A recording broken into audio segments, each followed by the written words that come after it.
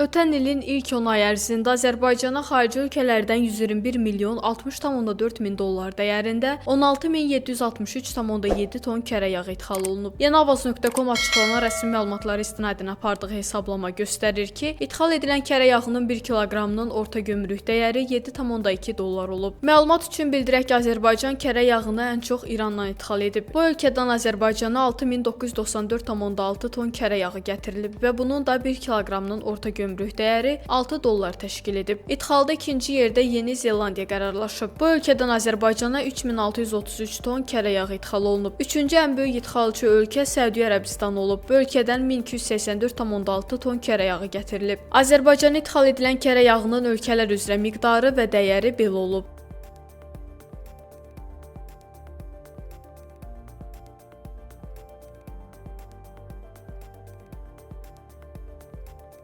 Müqayisə üçün bildirək ki, qonşu Gürcüstan ötən ilin ilk 11 ayında xarici ölkələrdən 58 milyon 795 min dollar dəyərində 7701 ton kərə yağı ixal edib. Gürcüstanın ixal etdiyi kərə yağının 1 kiloqramının orta gömrük dəyəri 7,6 dollar olub. Gürcüstan kərə yağını əsasən bu ölkələrdən ixal edib.